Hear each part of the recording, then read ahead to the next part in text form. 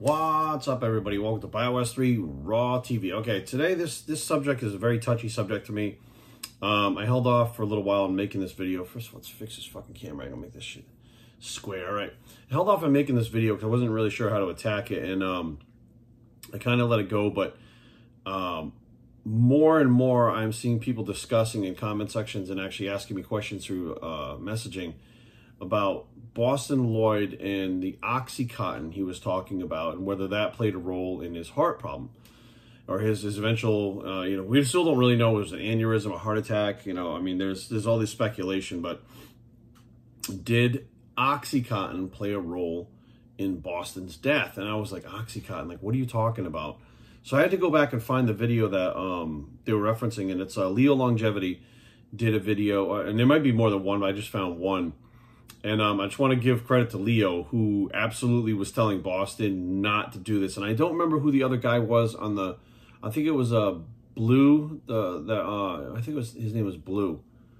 No, I forget. There was a couple people on the podcast with them, and they were advising Boston not to do this. Like, they were telling him not to. And Boston's story that he told was that he was injecting Oxycontin intravenously. And as soon as I heard that, I went, this is what they're talking about. Like, Boston was openly talking about shooting Oxycontin IV. I was like, all right, hang on a second here. Do I think that played a role in Boston dying? Hang on. Now, I just want to put this out there. I'm not judging Boston. There's no way I can judge him. I mean, I was a heroin addict. I used street heroin for like 2 years. All right, but Oxycontin was also one of the things that I used before street heroin that led to street heroin. And Nubane was the thing that originally led me to Oxycontin. Before that, it was pain pills that led me to the Nubane. So it kind of progresses, but you don't start just shooting Oxycontin one day because you want to see what it's like.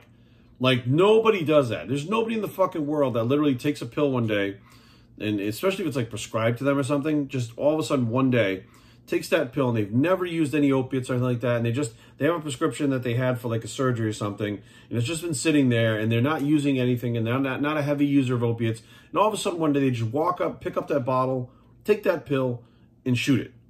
That does not happen like that. There is a whole process. So in order for Boston to be shit, and I'm not judging, I'm telling you right now, Boston, in order to be doing this, hang on, let me back up.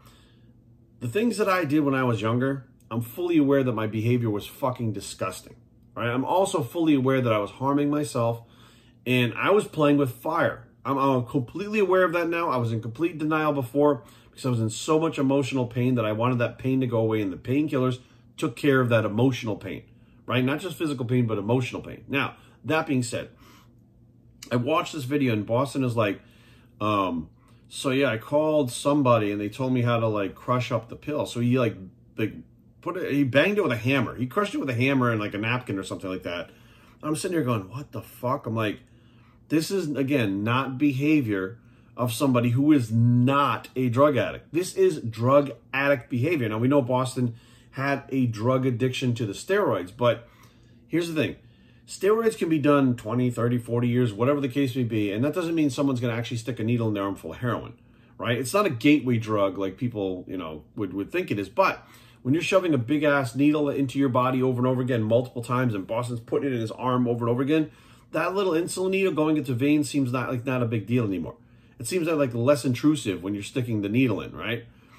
Now, if you're a vascular guy like a bodybuilder and you get the concept down, you're basically taking that needle, sticking in your vein. When you pull back on that plunger and you see the blood in there, it's a whole different world immediately that opens up. Now, you can kill yourself on the spot if you do the wrong thing at the wrong time, injecting stuff into your blood. Okay, it's not like injecting, steroids in your muscle that, will dissipate over time. Like, now you're playing with fire, all right? And now what's happening is he crushed up this fucking Oxycontin with a hammer, and he used a bigger needle, like a 22 gauge needle, because he wanted to inject the chunks as well. And I'm like, chunks? I'm like, holy shit, this dude was injecting glues, binders, fucking everything that the real, the person who has experience with the shit knows how not to do that. Like, there's a way of actually preparing it. So it takes all that shit out. All you're left with is just the Oxycontin, not the pill itself, right? So I'm watching this, and I'm like, okay, here's the deal. He didn't wake up that morning and say, well, I have this bottle of Oxycontin I haven't touched. Let me just shoot one up, okay? Boston had to be used to shooting things IV to begin with, to want to know, or to be able to do it, first of all. Like, you know, it's you know, you're not sticking a 22 gauge needle in your vein for the first time you've ever fucking done it. Which means he has injected shit into his veins before, and he's talked openly about using growth hormone IV. I did growth hormone IV when I was younger as well. By the time I got to shooting heroin, the IV shooting of the growth hormone was a very big gateway thing because you already knew how to do it. You know how to do it fairly safely.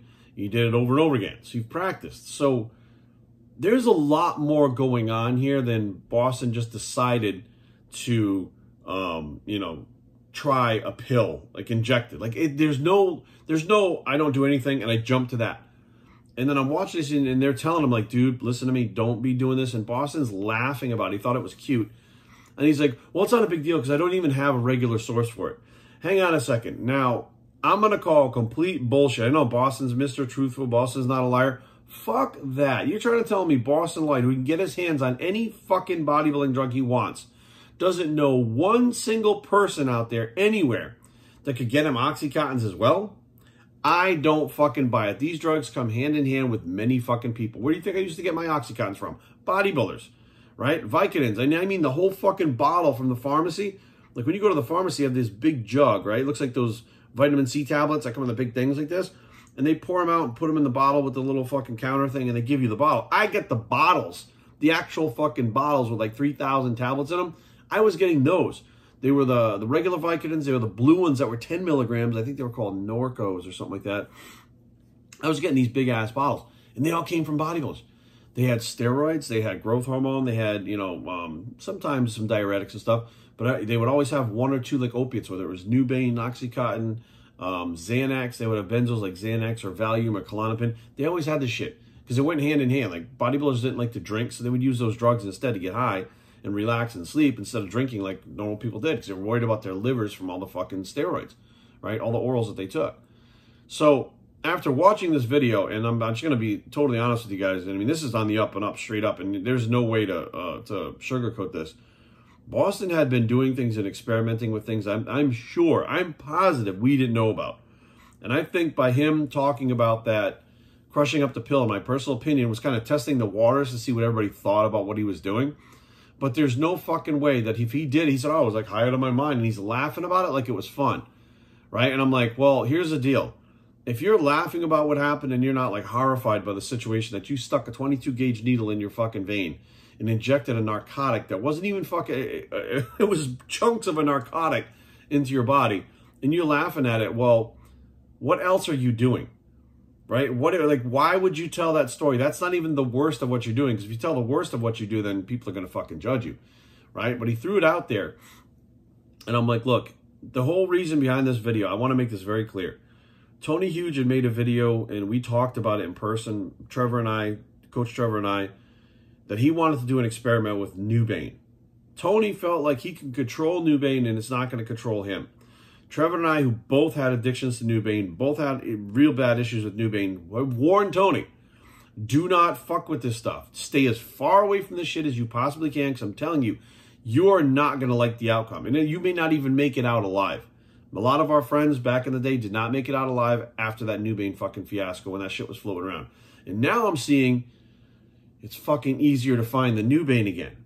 Back then, it dried up and it was impossible to get. And now with all these fucking websites and shit, people are finding fucking Nubain, talking about it, circulating again. Oh, Nubain, you hear about this drug Nubain? I'm like, you gotta be fucking kidding me. No, that shit has died out and it should stay dead. It should not be fucking resurrected. It should be just left the fuck alone. So I'm watching Tony, who has a big influence. I'm watching Boston, who has a big influence, people talk about injecting these opiates, these highly addictive opiates. And those followers, not all of them, but some of them are going to get the idea and think it's okay and fucking do it. How do I know that? Because I was one of those fucking people. I knew better. I knew Nubain fucking ruined lives, but I saw people that I respected and knew using Nubain. And they kept talking about it like it wasn't a fucking big deal because they had a problem. All right? They had an addiction problem. They were addicted to Nubain. They were addicted to steroids. They were addicted to a lot of things. But they had a problem. They make it seem like it's okay. You know, I was told Nubain, well, you know, it's a morphine metabolite. It's an opiate that comes in a vial just like steroids, like a 10cc vial. And here's how it was sold to me. This product is given to women in labor for pain. That's how clean it is. And you can take this, if they give it to women in labor, then you can take this, and the more of it you take, it counteracts itself, which means you can't overdose. It's antagonist. So the more you take, basically you just wind up sobering up. So you take a certain amount to get high. If you push it too much, you sober up. You can't overdose. It's clean as hell. It can't be that bad for the body. They give it to pregnant women. Pregnant women can't even have fucking alcohol or anything. So it's got to be safe. It's got to be something that you can take, and it's not addictive and blah, blah, blah, blah, blah. That's how it was presented to me, and that logically made sense to me. That was the people that were addicted, rationalizing, creating a narrative so that they felt better about themselves not being addicted to a narcotic, a morphine metabolite. And that's what was presented to me. And even after seeing some of my friends get fucked up on it, having their lives destroyed, I was like, oh, well, they just did it wrong, right? Then I'm told, well, if you inject it intramuscular and not intravenous, you can't get addicted. So just do it intramuscular. That could not be further from the truth. And I don't give a fuck who you are. If you're injecting intramuscular with Nubain, it's a matter of time before you go after that fucking vein. So you inject it, and it takes a few minutes, like maybe 5 minutes to kick in. You feel it slowly come on. And that feeling is so good, you're like, what if I can get that immediately? What's the difference between IV and intramuscular? What just hits you right away and hits you harder? Oh, harder? I can use a little bit less of it. It hits me harder and it hits right away. And then you start thinking about that. So be aware, guys. It's fucked up that I'm the voice of reason. You know, like that of everybody on here, I'm the voice of reason. But Boston, Tony, they like to take chances. They like to do things. And I'm telling you right now, there are things that many of us have been involved in that these guys haven't been involved yet or getting involved in now, that we have seen people, strong people, smart people, great people, over and over and over again have their lives destroyed by these fucking drugs. And, you know, listening to Boston crush this pill with a hammer and inject the chunks, clearly he was not just reckless, but he really didn't give a fuck. Like, there's no way you should be injecting chunks of anything with fucking binders and shit and fillers into your bloodstream, right? You have a digestive system. There's a reason for it. Because it doesn't break down food, but it kills a lot of these different bacteria and shit and drugs and stuff before it gets in your system. Like, it takes care of a lot of these binders, these glues, these fillers, stuff like that. It breaks it down and eliminates it before it actually gets too much of it gets in your blood and fucks you up. While you got guys like Boston that were just breaking shit up in chunks and shooting it with a big needle. Like, I'm like shocked. Like, I'm not going to go into how to create a clean shot of Oxycontin or something like that. Like, that's not what I'm here. I'm not trying to fucking help you guys be safe. I'm telling you not to fucking start it. I'm telling you not to listen to these guys that think they have the way, right? I mean, I'm sorry. Like, it blew my mind that Boston was talking about this openly. And I said, you know what? That's all the evidence I need to know how far gone he was before he passed away. He had gone so far, it was like he used to use the bodybuilding drugs because he wanted to be a pro bodybuilder, right? And he wanted to experiment, he wanted to know, and then he wanted to share it with the world what he found, right? You share his work. And that quickly went to, I'm not going to compete anymore, but I'm going to blast all this experimental shit, right? So it switched to like experimental random shit that nobody fucking knew what this shit was or what it did, which ultimately fried his kidneys, right? And it eventually led from that shit into injecting Oxycontins. It was like almost like whatever this kid could inject, he was going to inject for whatever reason. Oxycontins don't make you bigger. Oxycontins don't help you get leaner faster. Oxycontins don't help with your bodybuilding goals whatsoever. Oxycontins are there to addict you. That's all they do. They kill pain and they control pain, I should say, for some people that really have bad pain. But their only job is to just be a painkiller. It doesn't do anything else. It doesn't help you. It doesn't fucking fix anything. Even if you have injuries, you take the Oxycontin, you're going to injure yourself more because you don't feel it. You'll tear that shit up more. You'll fuck yourself up more. So Oxycontins, under no way, shape, or form, are a drug that any bodybuilder or fucking fitness person should be using. Even prescribed by a doctor, I don't think it should be used. When I tore my pec, they wanted to give me oxycodone. Right off the bat. Here's oxycodone. I said, fuck no, dude. I'll deal with that. I'll take an Advil. I'll fucking deal with it. Like, I know what this stuff does, and I know, regardless of what Boston said live, here's the deal. If you're shooting Oxycontins, okay, you are an IV drug user. If you're shooting Oxycontins, you are a drug addict. If you're shooting Oxycontins and you're a drug addict, you are a liar. And you are a very good liar. Okay? That's how it goes. There ain't a single motherfucker out there right now that is shooting Oxycontins, addicted to drugs, that is not fucking lying. So when Boston's laughing about it, thinking it's a joke, and when the guys try to tell him, like, look, dude, this is a bad road you're going down, he wanted to reverse it to not look like an asshole and started saying, well, I don't have a regular source for it. Fuck that. He could get anything he wants at any time. He finds it online. He finds it through people. He could probably contact fucking numerous people around the fucking country that would just send him prescriptions that they had. All right, so that's bullshit, because I'm telling you right now, when you're a drug addict, you'll find the drugs. When there's their will, there's a way. If he liked that drug, which I'm telling you, if you're shooting Oxycontins, then you've already been taking it orally for quite a while and you like the effect. You're trying to get a harder effect by shooting it. You will find a place to get those drugs. You will. It is amazing how resourceful drug addicts can be.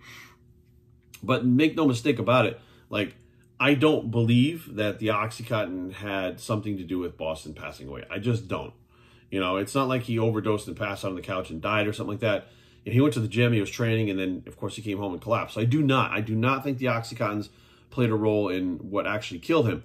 But I do think the Oxycontins were playing an active role in an active addiction that he had, that he knew he had, that he was trying to, and this is the thing, a lot of drug addicts do, they try to test the waters by talking about it a little bit to see the reaction of people. And by him coming, because what did it help by him coming out and talking about Oxycontins and shooting it? Nothing. He's not telling anybody else to do it. It doesn't have any bodybuilding purposes. It's not a cute thing. It's fucking dangerous as fuck. It doesn't matter who you are, it's dangerous as fuck. So why would you bring that up on the podcast like that? He brought it up to test the waters to see what everybody would say, to see what, you know, Leo and the other guys would say, and then see what fans would say. That's what he brought it up for. You know, I really do believe that he knew he was fucking in trouble doing this shit. He knew that fucking this is not good, and that's why he brought it up. And he fucking literally was told, you know, don't do, like, it was more looked down upon than anything he fucking did, I think, in his entire life. I mean, even the kidney thing that fucked his kidneys up, that peptide, I feel like the Oxycontin is looked down upon way more than that shit. We don't even know what the other shit is, right? But we know what the Oxycontin is, and we know how that works, right? So be aware, guys. Like, this is not a video about bashing Boston, about talking bad about him. This is real. This is stuff he put out, and this is a conversation that, you know, he passed away, and this kind of just got lost in the fray, right? It's just kind of got pushed to the side because everybody was upset that he passed away. Like, look, if there is lessons from Boston to be learned, right, which I believe there's a lesson in everything and everyone, it's that you got to be aware of what the fuck is going on. You got to be realistic with yourself, right? You can lie to everyone else. You can put on this big show about how nothing affects you and you're all healthy and everything is great, but you can't lie to yourself, right? You can't get out of what's in your head. You can't change who you are without accepting who you are and then making those changes. So going out there in exposing that you're shooting drugs IV online in front of the world and that it's just a joke and you're laughing at it, to me, seemed more like a cry for help than it did, check out what a crazy shit I'm doing right now. Like, that's just not, it's not in the same fucking realm whatsoever. And anybody that doesn't believe me, watch those intervention shows. Watch an intervention show where they're shooting Oxycontins or they're shooting something, right? Watch that and watch the reactions, okay? How do you think those people got there?